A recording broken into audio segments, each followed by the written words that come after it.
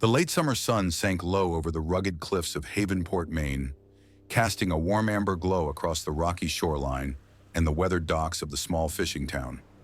Eleanor Whitmore, a 60-year-old retired librarian, adjusted her knitted shawl as she stood on the back deck of the Mitchell family's coastal home, where a lively community barbecue was in full swing.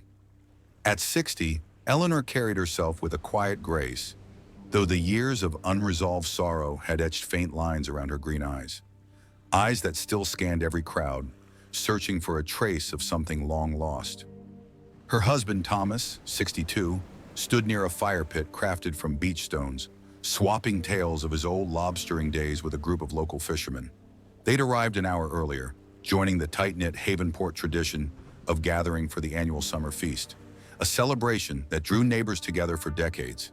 The scent of grilled lobster and corn on the cob filled the air, mingling with the salty tang of the Atlantic, while laughter and the clink of mason jar glasses echoed through the evening. Eleanor was half listening to her friend Margaret, who was animatedly recounting her latest attempt at mastering sourdough bread, when a figure at the edge of the deck caught her attention. A man she didn't recognize stepped out from the sliding glass doors, accompanied by a woman in her mid-30s. "Sorry we're late," he called out, his voice warm but tinged with apology. "Got held up at the shop." The woman, dressed in a navy sundress with a distinctive red scarf tied at her waist, moved confidently toward the food table, her dark hair catching the fading sunlight. The sight of the scarf hit Eleanor like a sudden gust of wind. Her breath hitched, and her glass of lemonade trembled in her hand. That scarf, it was eerily similar to the one her sisters, Abigail and Lillian, had loved, the one they'd both worn the day they vanished in 1988. Without a word to Margaret, Eleanor set her glass on a nearby table and crossed the deck, her heart pounding. She reached the woman just as she picked up a plate of lobster rolls. "Excuse me," Eleanor said, her voice soft but urgent. "Where did you get that scarf?" The woman turned, her brow furrowing slightly, and offered a polite smile. "This? Oh, it's just something I found at a thrift store in Rockland last month." She adjusted the scarf, oblivious to the storm it had stirred in Eleanor's chest. The man, broad-shouldered with a graying beard, approached, concern flickering in his eyes. "Everything okay here?" he asked, his tone cautious but kind, as he placed a hand on the woman's shoulder. Eleanor's gaze darted back to the scarf, her fingers twitching as if to touch it. "That scarf," she said, her voice trembling. "It's just like the ones my sisters wore. Abigail and Lillian. They disappeared 37 years ago, right here in Havenport. They were twins and they loved those red scarves." A hush fell over the nearby guests. Mrs. Mitchell, the barbecue host, stepped forward, her expression sympathetic.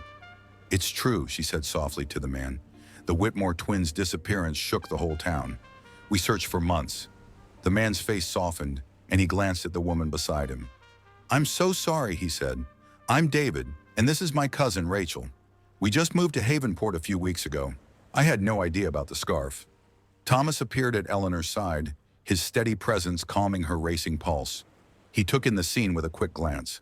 "I'm sorry," he said, his voice even. "My wife didn't mean to cause a stir. It's just, that scarf is so similar to what our sisters wore. It's a painful memory." He looked at Rachel, and Eleanor felt him tense beside her. "It's uncanny."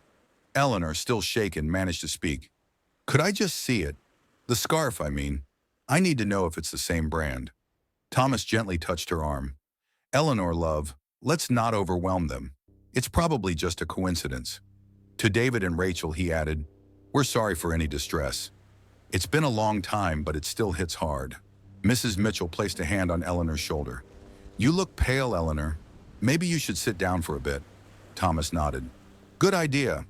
He thanked the Mitchells, apologized again to David and Rachel, and guided Eleanor toward their car parked along the gravel drive. "I'm really sorry," David called after them. "We thought the barbecue would be a nice way to meet the community. No harm meant." Thomas waved it off. "No harm done," he said, though his grip on Eleanor's arm was firm. They drove the short distance to their cozy seaside cottage, the rhythmic crash of waves a constant companion. Inside, Thomas settled Eleanor on the worn leather sofa and headed to the kitchen to brew peppermint tea. When he returned, he handed her a steaming mug. "I didn't mean to upset anyone. Eleanor said, her voice trembling. That scarf, Thomas. It was like seeing Abigail and Lillian again. I know, Thomas said, sitting beside her. It shook me too. The navy dress, the red scarf, it's so close to what they wore that day. But we need to be careful not to let it consume us. Eleanor set her mug down, tears welling. They'd be 37 now, grown women. But I still see them as they were. Those bright, fearless girls. Thomas squeezed her hand. We'll never forget them, but we can't let the past pull us under. Let's look at their photos again, if it'll help you settle. Eleanor nodded. Please, the ones with the scarves. Thomas hesitated. They're in the attic, in the old trunk. We haven't opened it in years. But at Eleanor's pleading look, he sighed and climbed the narrow stairs to the attic. She heard the creak of the floorboards, the rustle of boxes, and soon he returned with a dusty wooden trunk, its hinges rusted from years by the sea. They set it on the living room floor, and Thomas wiped it clean with a cloth. Together they opened it, revealing relics of Abigail and Lillian's lives. Shell bracelets they'd made at summer camp, a pair of tiny binoculars for birdwatching, sketchbooks filled with their drawings of lighthouses and sailboats. At the bottom was a faded photo album, its cover adorned with pressed seaweed. They sat close, opening it to images of the twins as children, laughing on the beach, racing kites in the wind, posing proudly in their navy dresses with red scarves tied at their waists. This was taken that morning, Eleanor whispered, tracing a photo of Abigail and Lillian, standing on Havenport's pier, the ocean glittering behind them.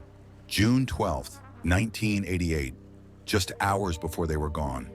Thomas turned the pages slowly, pausing at each memory. Then they found it, a photo of the twins in their dresses, scarves knotted identically, standing in front of their cottage. In the background, partially hidden by a picket fence, was a faded green pickup truck with a distinctive lighthouse sticker on its tailgate. Eleanor froze. Thomas, that truck, isn't that the one Mr. Carver, their art teacher, used to drive? Thomas squinted at the photo.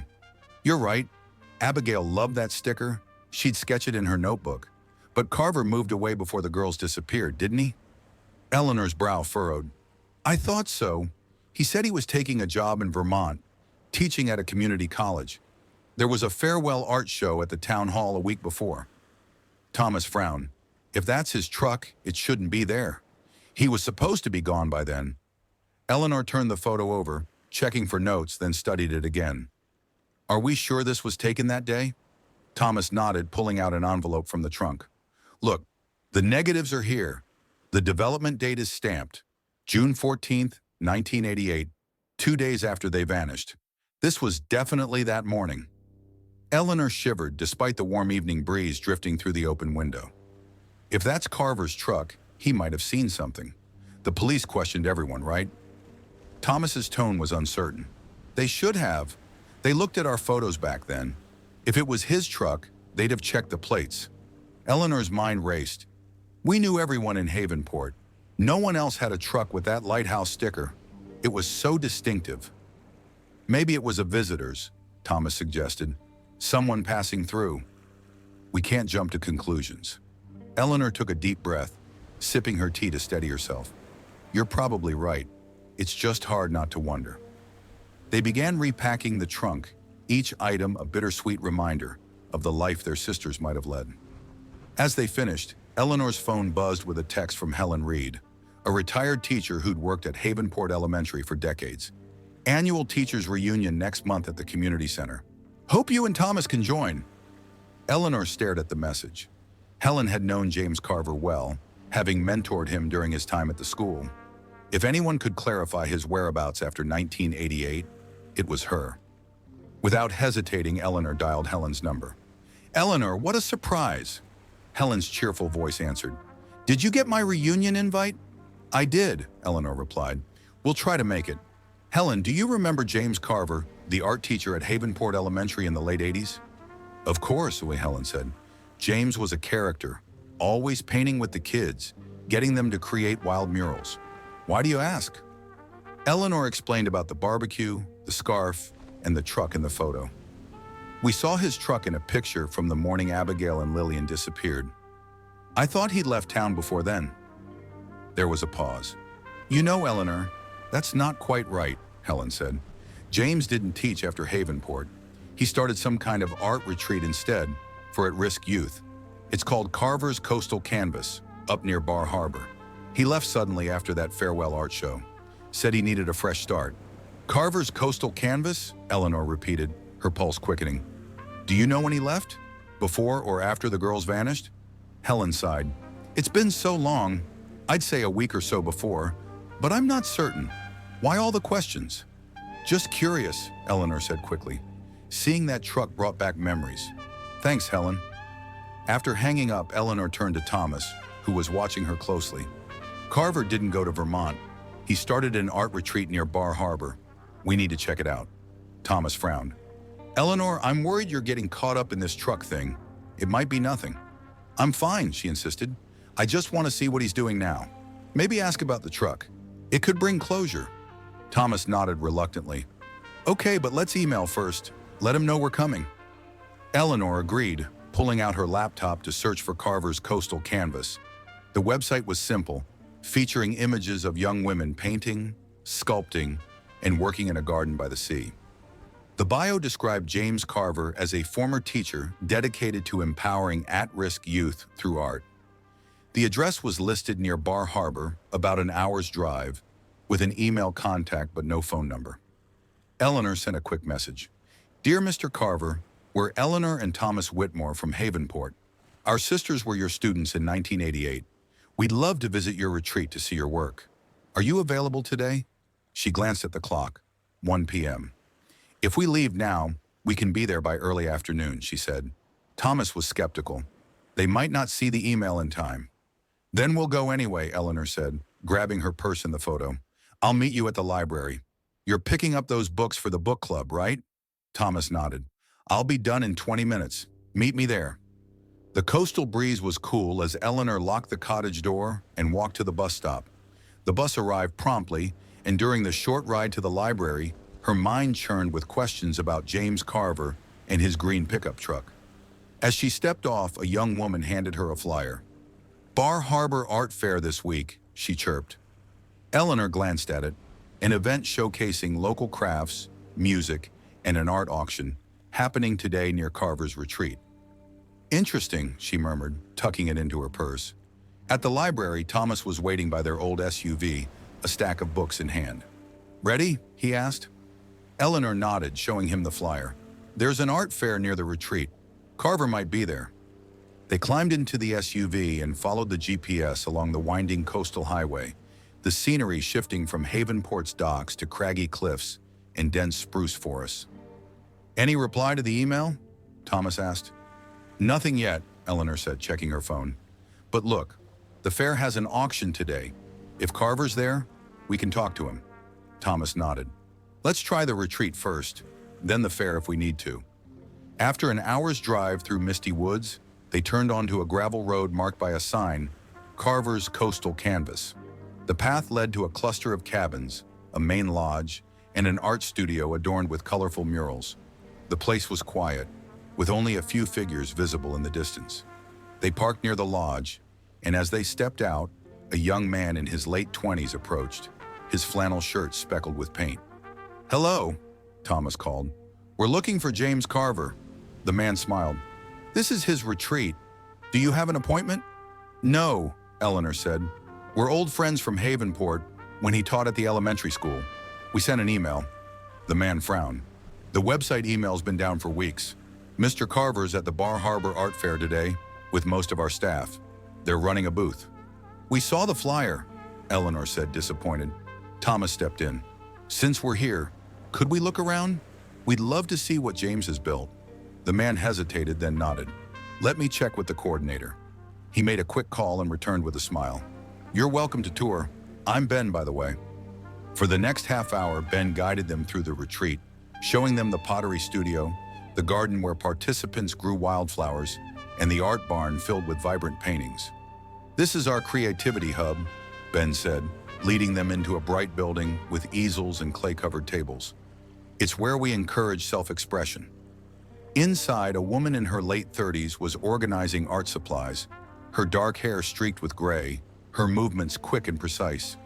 Ben, "These are friends of Mr. Carver's," he said. "They're visiting from Havenport." The woman wiped her hands on an apron and approached. "I'm Laura," she said, shaking their hands. "I'm the art director. Nice to meet you, Eleanor and Thomas Whitmore." Eleanor studied Laura, her dark hair and sharp eyes stirring an unsettling familiarity. "You've been here long?" she asked. "Since I was a teenager," Laura said. "Mr. Carver took me in when I was struggling. He's got a knack for helping people find their spark." "He was our sister's art teacher," Eleanor said, watching Laura closely. "They loved his classes." Laura nodded. "He's great with students." Eleanor's eyes drifted to a mural on the wall, a vivid depiction of a green pickup truck with a lighthouse sticker, surrounded by abstract waves. "That truck," she said, pointing. "It looks like Mr. Carver's old one." Laura smiled. "It is. He keeps it in the garage. I painted that as a sample for our students." Eleanor felt a chill, her heart racing. Laura's hair, her quick gestures, it was like seeing Abigail grown up. "Do you have any siblings?" she asked, unable to stop herself. Thomas touched her arm. "Eleanor," he said softly, a warning in his tone. Laura laughed. "I do, actually. My sister Anna is at the fair with Mr. Carver. You should check it out. Their booth has some great pieces." They thanked Laura and Ben, who led them back to the entrance. In the SUV, Eleanor fastened her seatbelt with trembling hands. "Thomas, Laura's hair, her energy. She reminds me of Abigail." Thomas started the engine. "It's just the hair, Eleanor. We can't assume she's Abigail. But that truck painting, it's too close." "The fair's only 10 minutes away," Eleanor said. "Let's find Carver." The drive to the Bar Harbor Art Fair was quick, the road winding through pine forest to a bustling meadow by the coast. Tents lined the field, showcasing pottery, quilts, and live music. The air smelled of fried clams and pine. Eleanor clutched the 1988 photo, the lighthouse sticker on the truck a persistent clue. They checked the fair schedule on a wooden board. The auction had ended, but a youth art show was starting. Navigating through the crowd, they passed booths of hand-carved driftwood and sea glass jewelry until they spotted a tent with a sign, Carver's Coastal Canvas. Eleanor's breath caught. There, talking to visitors, was James Carver, his hair now white, his face weathered but animated, just as he'd been when he taught Abigail and Lillian to paint seascapes. They waited until the visitors left, then approached. "Mr. Carver," Thomas called. Carver turned, his smile polite but guarded. "Yes?" "You might not remember us," Eleanor said. "I'm Eleanor Whitmore, and this is my husband, Thomas. Our sisters, Abigail and Lillian, were your students in 1988? Carver's eyes flickered. "It's been a long time. I'm 68 now. Memory's a bit foggy." Eleanor forced a smile. "I helped with your farewell art show when you left Havenport. Abigail and Lillian loved your classes." Recognition dawned in Carver's eyes. The Whitmore twins, bright girls, always sketching. "I heard about their disappearance. I'm so sorry." "We were impressed by your retreat," Thomas said. "It's remarkable." Carver nodded. "It's my life's work, helping young people through art." Eleanor gripped the photo. "Mr. Carver, this was taken the morning they disappeared, June 12th, 1988. She pointed to the truck. "That's your truck, isn't it? With the lighthouse sticker." Carver's smile faded. He studied the photo, then handed it back. "I don't recall driving near your cottage that day," he said, his voice tight. "Could be someone else's truck." Thomas stepped closer. "No one else in Havenport had one like that. Abigail drew that sticker in her sketchbook." Carver checked his watch. "It's almost 3 p.m. We're packing up for the youth art show." He turned to a young woman at the booth. "Anna, start closing up." To Eleanor and Thomas, he added, "You should see the girls' performance by the stage. It's special." As they stepped away, Eleanor caught Carver's low voice on his phone. "Get Laura here now." Her heart pounded. Thomas, he sounded nervous. "Let's watch the performance," Thomas said, "but keep an eye out." They moved to the stage where young women performed a folk song with guitars. Eleanor scanned the crowd, then spotted a woman with dark hair hurrying toward the vendor area. Her movements were graceful, her profile strikingly like Laura's. "That's her sister," Eleanor whispered. "Anna." Thomas nodded. "The resemblance is uncanny. Could she be Lillian?" Eleanor's voice trembled. Abigail was bold, always leading. Lillian was quieter, more thoughtful. Laura feels like Abigail, and this woman, she could be Lillian. Before Thomas could respond, Carver and Anna ended their conversation abruptly and headed toward the parking lot. "They're leaving," Eleanor said. "We need to follow." Thomas grabbed her arm. "Wait, Eleanor, let's check the fare for more clues first." Reluctantly, she agreed, and they searched the grounds, finding nothing conclusive. Approaching the retreat's booth again, they spoke to a staff member packing up. "We met Laura at the retreat," Eleanor said. "Then we saw Anna. Are they sisters?" The man nodded. "Twins, actually. Been with Mr. Carver since they were young." "Twins?" Eleanor repeated, her heart racing. "They'd be about 37, right?" The man confirmed. "Yeah, around that. They help run the retreat. Anna teaches music at Carver's private studio nearby." "Where's the studio?" Thomas asked. The man hesitated. "I can't give out private addresses, but here's a brochure." He handed them a pamphlet. Eleanor and Thomas stepped away, finding a quiet corner. "Twins, the right age," Eleanor whispered. "And that truck, it's too much." "We have to find them," Thomas said. They rushed to the parking lot, but Carver and Anna were gone. "Back to the retreat," Eleanor said, dialing 911. She reached Detective Sarah Collins of the Missing Persons Unit, explaining the truck, the retreat, and the twins. "They'd be 37 now," she said.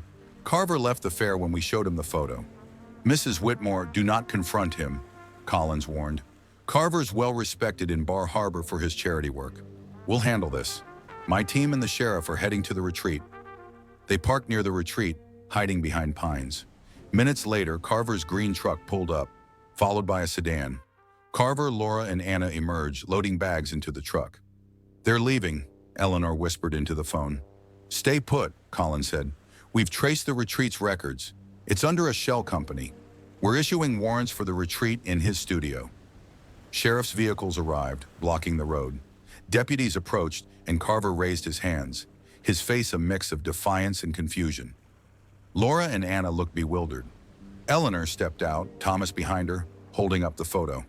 "James Carver," she called. A deputy stopped her. "Ma'am, stay back." Eleanor persisted. "This is from June 12th, 1988. These are my sisters, Abigail and Lillian, who vanished. That's your truck." She pointed to Laura and Anna. "And here they are." Laura and Anna stared at the photo, their faces shifting to shock.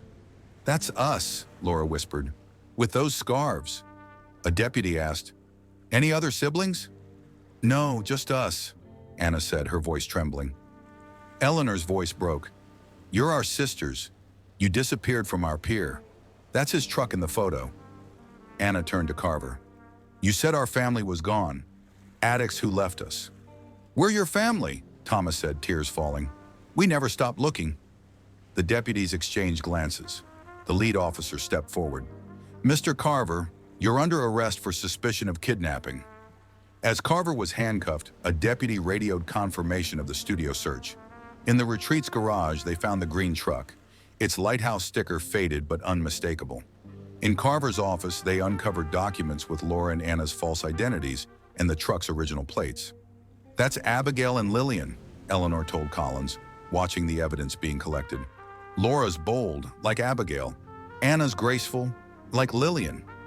Laura explained, "James said we were orphans. He was strict, locked us in rooms if we disobeyed, said it was discipline." Anna added, "He made us believe our family didn't want us." At the studio, police found 3 young women who were taken for evaluation. That evening at the Bar Harbor police station, Eleanor gave her statement to Collins. "Havenport was tight-knit," she said. "Carver was everyone's favorite teacher. He'd drive kids to art lessons with permission. That day we let Abigail and Lillian play on the pier. I was reading, Thomas was fixing a boat. They were gone in a moment." Collins nodded. Carver confessed. He fixated on the twins after losing his own sister years earlier. He lured them with a promise of art supplies, forged documents, and moved them to Bar Harbor, convincing them you'd abandoned them. "Why us?" Eleanor asked. "His psych eval suggests he saw them as a way to replace his sister," Collins said.